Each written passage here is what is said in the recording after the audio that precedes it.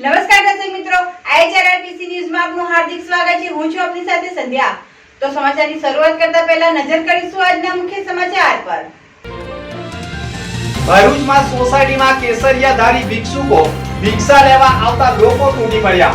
ચોરોની શંકાએ લોકટોળાએ ભેગા વળી ભિક્ષુકોને ટીપી નાખ્યા હોવાના અહેવાલ। લોકટોળાએ પોલીસના હવાલે કરતા પોલીસની તપાસમાં પણ 5 ભિક્ષુક નિર્દોષ હોવાના અહેવાલો સામે આવ્યા। તવરા ગામે પણ ગ્રામજનો ચોરીની અફવાએ ગરબા ગ્રાઉન્ડ ઉપર જવાનું ટાળ્યું। પોતાના ઘરની બહાર લાકડીના સપાટા સાથે સુરક્ષા માટે પહેરો કર્યો।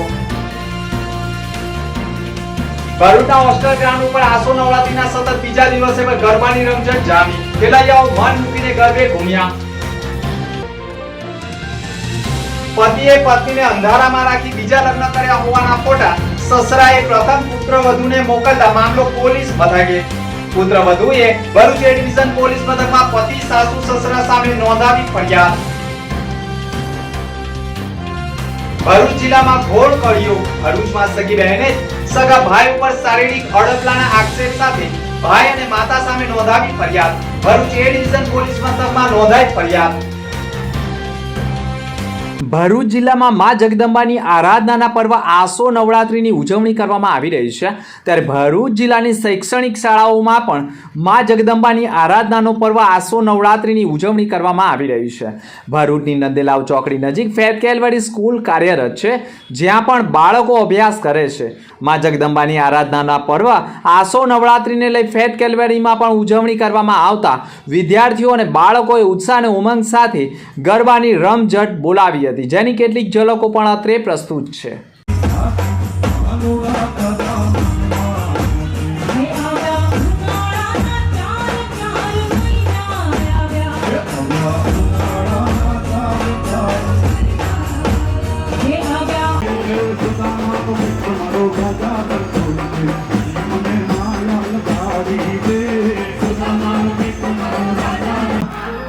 દ્વારિકાનો નાથ મારો રાજા રણછોડ છે।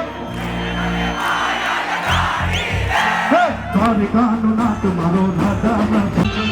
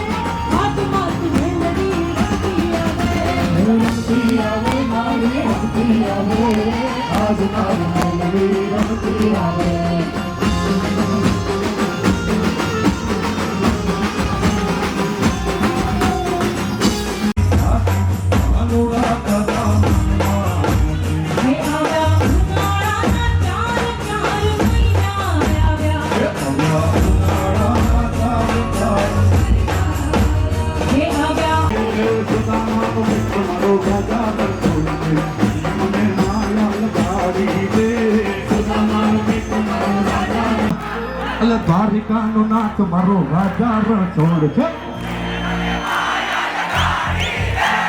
દ્વારિકાનો નાથ મારો રાજા રણછોડ।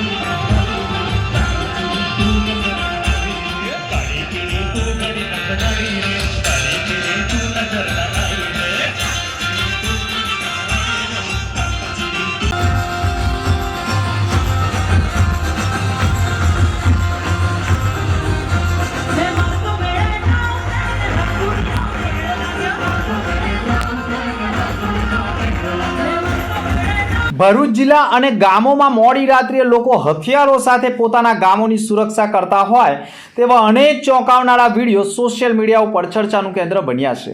તેવામાં આસો નવરાત્રીના પ્રારંભે જ ભરૂચના પૂર્વપટ્ટી વિસ્તારના તવડા ગામે ચોર ટોળકી ઘૂસી હોવાની શંકાના પગલે ગ્રામજનોએ ગરબા રમવાનું ટાળી પોતાના ઘરોની સુરક્ષા કરવામાં જોતરાઈ ગયા હતા, જેના પગલે આસો નવરાત્રીના પ્રથમ દિવસે ગ્રામજનો ગરબા ગ્રાઉન્ડ ઉપર આવ્યા જ ન હતા અને ગરબા ગ્રાઉન્ડ પણ સુમસામ રહ્યું હતું.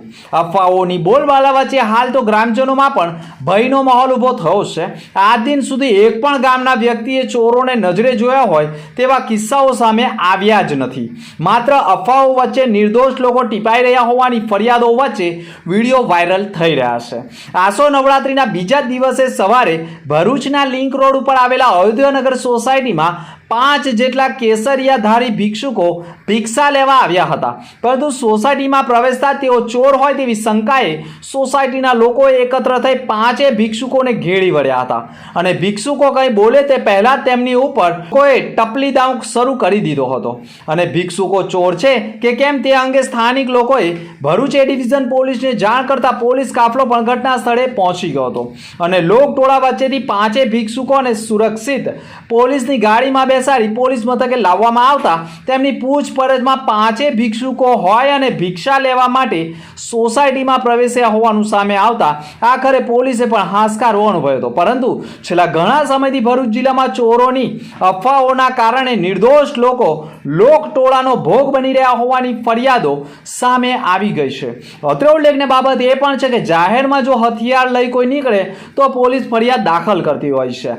ભરૂચ જિલ્લાના અનેક ગામોમાં ગ્રામજનો ગામની સુરક્ષા માટે કેટલાક યુવાનો જાહેર માર્ગો પર ધારદાર ધારિયા, કુહાડી, લાકડીના સપાટા સાથે જાગરણ કરી રહ્યા છે અને કોઈ પણ પસાર થાય તો તેના વાહનની ચેકિંગ કરવા સાથે જો અજાણ્યો હોય તો તેની પૂછપરછ કરી મારામારી ઉપર આવી જતા હોવાની અનેક ફરિયાદો સામે આવી ગઈ છે, જેના પગલે આ પ્રકરણમાં સરકારી અધિકારીઓ પણ હવે બાકાત રહ્યા નથી. ભરૂચ જિલ્લાના અનેક ગામમાં સરકારી અધિકારીઓને પણ લોકટોળાનો ભોગ બનવાનો વારો આવી ગયો છે. ત્યારે ભરૂચ જિલ્લા પોલીસ વિભાગ દ્વારા પણ હવે અવેરનેસના કાર્યક્રમો કરે તે જરૂરી છે, પરંતુ આવી અફવાઓ વચ્ચે નિર્દોષ લોકો ટીપાઈ રહ્યા હોવાની ઘટનાઓ સતત લોકોમાં ચર્ચાનું કેન્દ્ર બનવા સાથે ભયનો માહોલ ઊભો થયો છે. ભરૂચમાં એબીસી ચોકડીથી બાયપાસ ચોકડી ઉપરનો માર્ગ ધૂળિયો માર્ગ બની રહ્યો છે. બ્રિજની કામગીરી કરવામાં આવી રહી છે અને હાલ વરસાદના વિરામ વચ્ચે જાહેર માર્ગો ઉપરથી પસાર થતા વાહનોના કારણે ધૂળની ડમરી ઉડી રહી છે. ધૂળની ડમરી શ્વાસ એટલે કે નાક મારફતે શરીરમાં જવાના કારણે પણ શરદી ખાંસીના વાવડો ફાટી નીકળ્યા હોવાની માહિતી પણ સપાટી ઉપર આવી છે. ત્યારે ધૂળની ડમરીના કારણે વાહન ચાલકોથી માંડી આજુબાજુની શૈક્ષણિક શાળાઓમાં આવતા બાળકો પણ ભારે ત્રાહિમામ પુકારી ઉઠ્યા છે. ત્યારે ધૂળની ડમરીના કારણે લોકોએ પોતાના મોઢા ઉપર રૂમાલ અને દુપટ્ટો બાંધીને પણ પસાર થવાની નોબત આવી ગઈ છે. ધૂળની ડમરીના કારણે આંખોમાં ધૂળની ડમરી જવાના કારણે પણ વાહન ચાલકો સ્ટીયરિંગ પરનો કાબુ ગુમાવી અકસ્માતનો ભોગ પણ બની રહ્યા હોવાની ફરિયાદો પણ ઉઠી ગઈ છે. ગુજરાત સરકાર દ્વારા રાજ્યની જનતાને શુદ્ધ, સાત્વિક તેમજ સલામત આહાર મળી રહે તે માટે ફ્રૂટ સેફ્ટી પખવાડિયાની ઉજવણી કરવામાં આવી રહી છે, જે આગામી 17/10/2024 સુધી ચાલનાર છે. જેના ભાગરૂપે ખાદ્ય ચીજના વેપારીઓ સાથે સંકળાયેલા ખાણીપીણીની લારીઓ, ગલ્લાઓ, હોટલો, રેસ્ટોરન્ટો તેમજ અન્ય ખાણીપીણીના વ્યવસાય સાથે સંકળાયેલા લોકો માટે ફ્રૂટ સેફ્ટી અવેરનેસ તાલીમ તથા લાયસન્સ રજિસ્ટ્રેશન અંગેનો સેમિનાર ભરૂચના જાડેશ્વર સ્વામિનારાયણ મંદિર નજીક આવેલ હોટલ યુનિટી ખાતે યોજવામાં આવ્યો હતો, જેમાં મોટી સંખ્યામાં વેપારીઓ જોડાયા હતા. આ અંગેની માહિતી ફૂડ એન્ડ ડ્રગ્સ વિભાગના અધિકારી અશોક રાઠવાએ પૂરી પાડી હતી. આજરોજ માન્ય ગુજરાત સરકાર દ્વારા ફૂડ સેફ્ટી પખવાડિયું એટલે કે તારીખ 3 થી 17 સુધી ફૂડ સેફ્ટી પખવાડિયાની ઉજવણી કરી રહ્યા છે, જેમાં ખાદ્ય સાથે સંકળાયેલ તમામ વેપારીઓને અવેરનેસ તાલીમ તથા લાયસન્સ રજીસ્ટ્રેશનની આયોજન કરવામાં આવેલ છે. જેમાં આજરોજ ભરૂચ ખાતે ખોરાક અને ઔષધ નિયમન તંત્ર દ્વારા લાયસન્સ રજીસ્ટ્રેશનનો જાહેર કેમ્પ કરેલો છે. એટલે એમાં જે બી ફૂડ સાથે સંકળાયેલ છે તેઓને આજે સ્થળ પર જ લાયસન્સ રજીસ્ટ્રેશન આપીશું, જેથી એ લોકો સહેલાઈથી વેપાર કરી શકે. અને જે બી રજીસ્ટ્રેશન 100 રૂપિયા ફીસ હતી એ બી હવે ગવર્મેન્ટે ફ્રી ઓફ કોસ્ટ કરી છે. એટલે જે બી લારી ગલ્લાઓ છે એ વિધાઉટ ફીસ લાયસન્સ મેળવી શકે છે.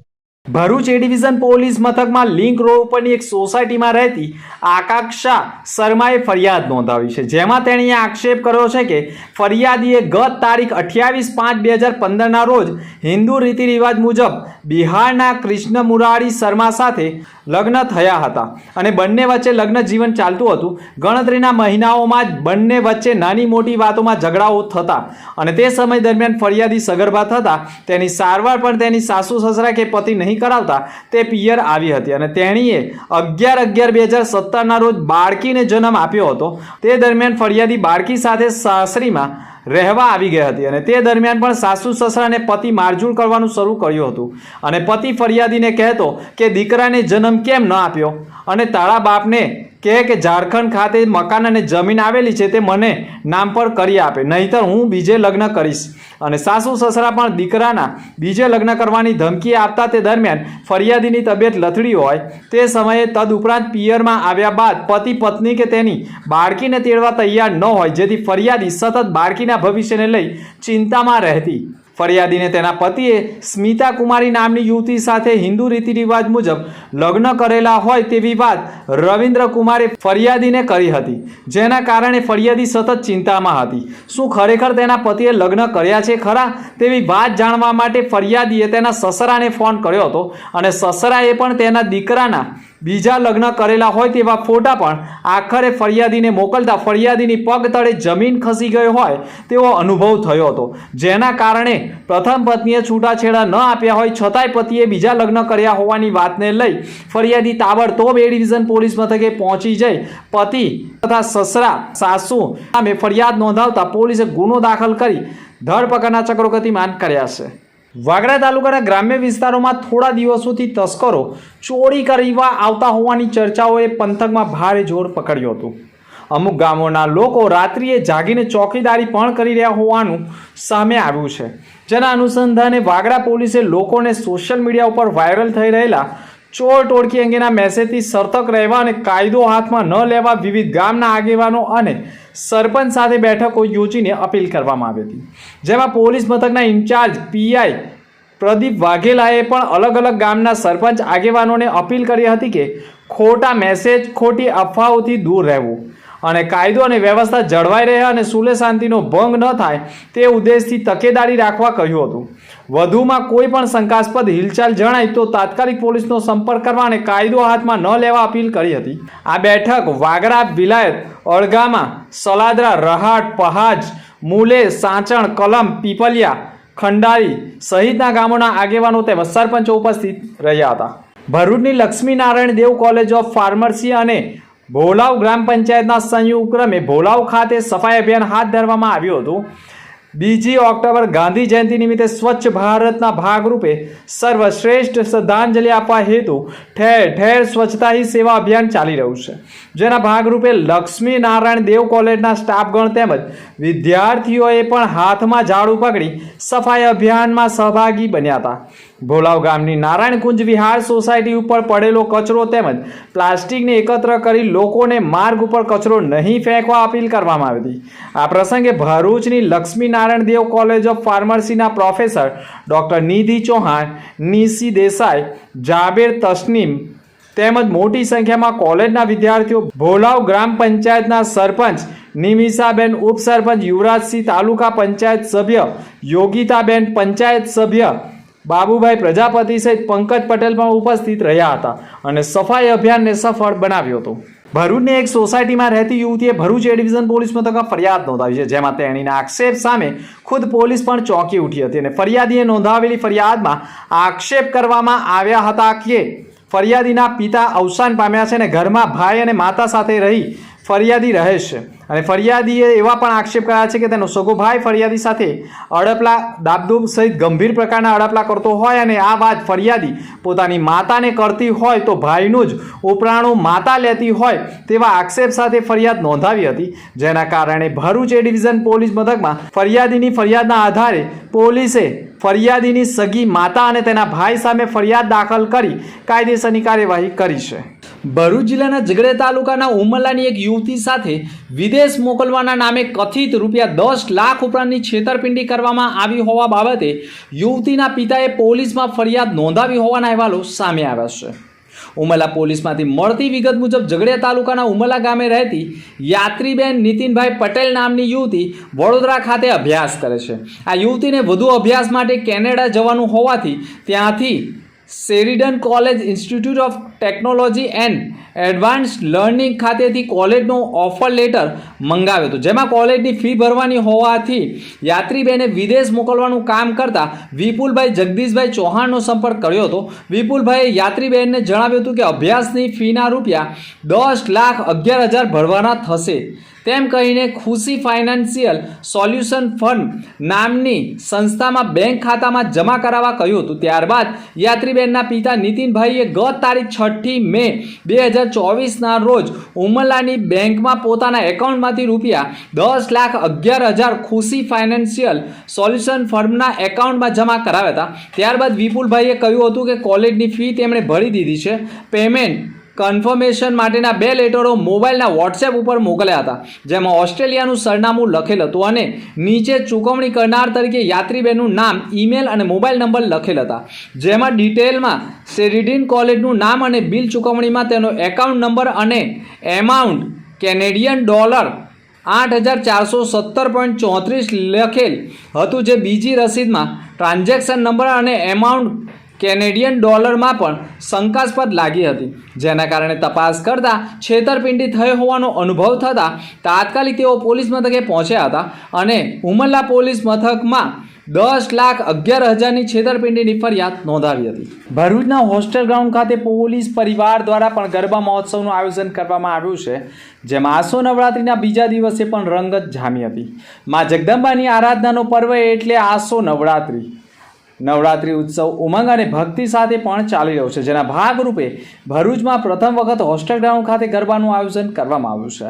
પોલીસ વેલફેર સોસાયટી દ્વારા આયોજિત સેફ એન્ડ સિક્યોર નવરાત્રિ મહોત્સવની રંગત આસો નવરાત્રિના બીજા દિવસે પણ સતત જામી હતી અને નાના મોટા સૌ કોઈ પોલીસ અધિકારીઓ કર્મચારીઓ પણ ગરબામાં રંગે રંગાયા હતા અને મન મૂકીને ગરબે ઘૂમી માતાજીની ભક્તિમાં મગ્ન બન્યા હતા.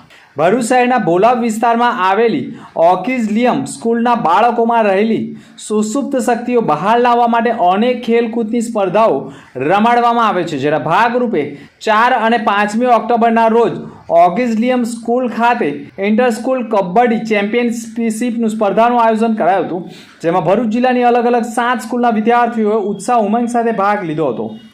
ફાઇનલ કબડ્ડીની સ્પર્ધા આજે યોજવામાં આવી હતી, જે અંકલેશ્વર ખાતે એશિયન સ્કૂલ વચ્ચે રમાઈ હતી, જેમાં ભરૂચમાં પ્રથમ ક્રમ પર ઓકિઝલિયમ સ્કૂલ ભરૂચ, દ્વિતીય ક્રમ ઉપર એશિયન સ્કૂલ અંકલેશ્વર અને તૃતીય ક્રમ ઉપર જૂના બોરભાઠા પ્રાથમિક સ્કૂલ પ્રાપ્ત થઈ હતી. આ પ્રસંગે મહેમાન તરીકે ભરૂચ કબડ્ડી એસોસિએશન સેક્રેટરી જયપાલસિંહ મોરી, ગવર્નમેન્ટ ઓર્ગેનાઇઝર અને ટીમ મેનેજર ભરૂચ જિલ્લા રમતગમતના હિતેશ પઢિયાર અને ઓકિઝલિયમ સ્કૂલના ટ્રસ્ટી સંગીતાબેન રાજ માર્ગેશ રાજની ઉપસ્થિતિમાં કબડ્ડીમાં વિજેતા થયેલા ટીમોને ઇનામ એનાયત કરાયા હતા. અંતમાં ફરી એક નજર આજના મુખ્ય સમાચાર પર. ભરૂચમાં સોસાયટીમાં કેસરિયાધારી ભિક્ષુકો ભિક્ષા લેવા આવતા લોકો તૂટી પડ્યા. ચોરોની શંકાએ લોકટોળાએ ભેગા વળી ભિક્ષુકોને ટીપી નાખ્યા હોવાના અહેવાલ. લોકટોળાએ પોલીસના હવાલે કરતા પોલીસની તપાસમાં પણ 5 ભિક્ષુક નિર્દોષ હોવાના અહેવાલો સામે આવ્યા. તવરા ગામે પણ ગ્રામજનો ચોરીની અફવાએ ગરબા ગ્રાઉન્ડ ઉપર જવાનું ટાળ્યું. પોતાના ઘરની બહાર લાકડીના સપાટા સાથે સુરક્ષા માટે પહેરો કર્યો. ભરૂચના હોસ્ટેલ ગ્રાઉન્ડ ઉપર આસો નવરાત્રિના સતત બીજા દિવસે પણ ગરબાની રમઝટ જામી. ખેલૈયાઓ મન મૂકીને ગરબે ઘૂમ્યા. પતિએ પત્નીને અંધારામાં રાખી બીજા લગ્ન કર્યા હોવાના ફોટા સસરાએ પ્રથમ પુત્રવધૂને મોકલતા મામલો પોલીસ મથકે. પુત્રવધૂએ ભરૂચ એ ડિવિઝન પોલીસ મથકમાં પતિ સાસુ સસરા સામે નોંધાવી ફરિયાદ. ભરૂચ જિલ્લામાં ઘોર કળિયુગ. ભરૂચમાં સગી બહેને સગા ભાઈ ઉપર શારીરિક અડપલાના આક્ષેપ સાથે ભાઈ અને માતા સામે નોંધાવી ફરિયાદ. ભરૂચ એ ડિવિઝન પોલીસ મથકમાં નોંધાઈ ફરિયાદ. તો હતા અત્યાર સુધીના સમાચાર. નવા સમાચાર સાથે ફરી મળીશું. નમસ્કાર.